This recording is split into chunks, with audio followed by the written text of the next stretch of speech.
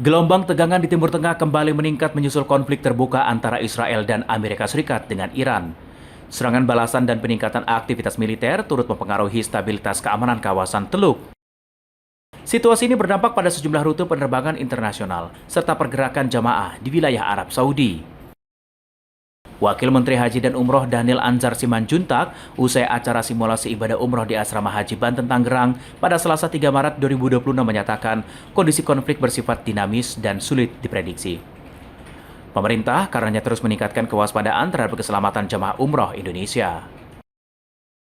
Kondisi ini kan kondisi yang tidak bisa diprediksi, kondisi perang itu tidak bisa dikondisi. Oleh sebab itu nanti kami akan bicara dengan pemerintah otoritas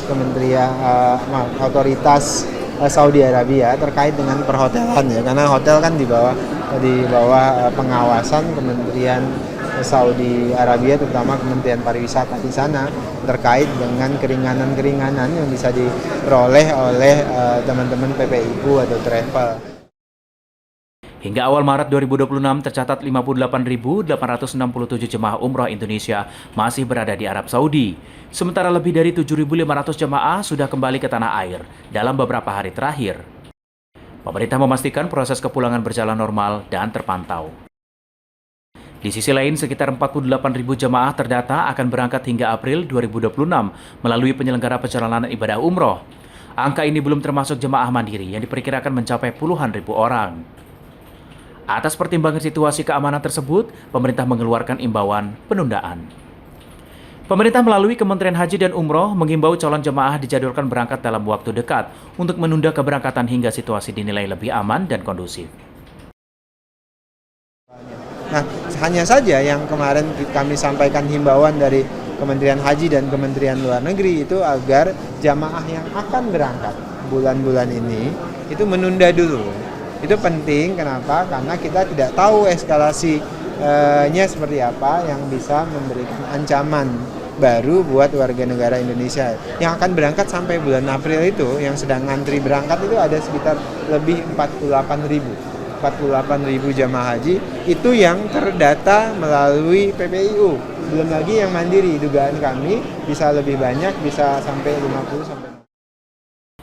Terkait penerbangan, sejumlah maskapai menyediakan opsi pengembalian dana atau refund bagi jamaah yang memilih menunda keberangkatan. Pemerintah juga meminta maskapai nasional menyiapkan skema antisipasi pengangkutan. Terkait dengan pesawat, itu rata-rata memang mereka menyediakan opsi pengembalian atau refund.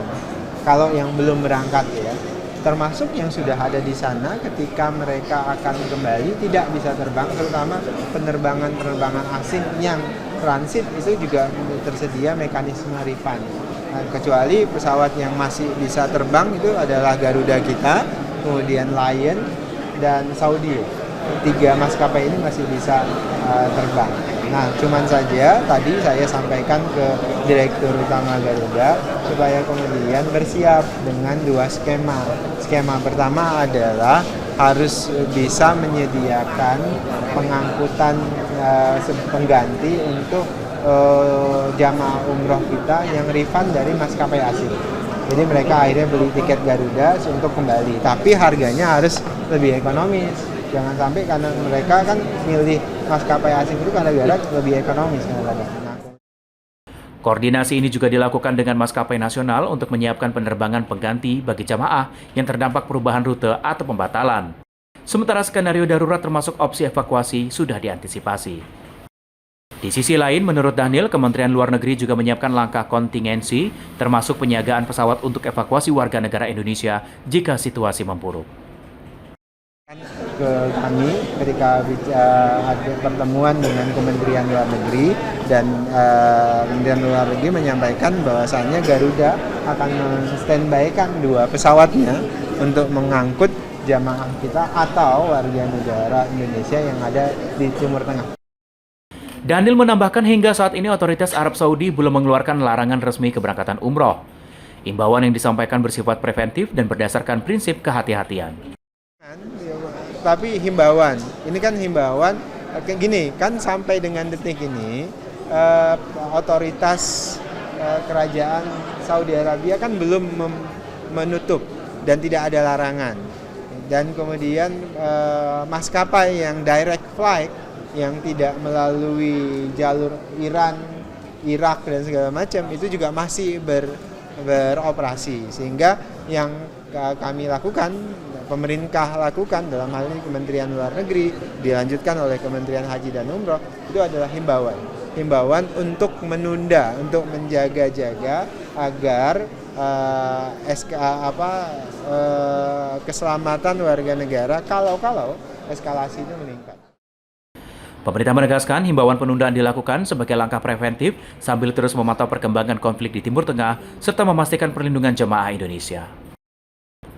Restu Wulandari, Adi Chandra, Berita Nasional TV.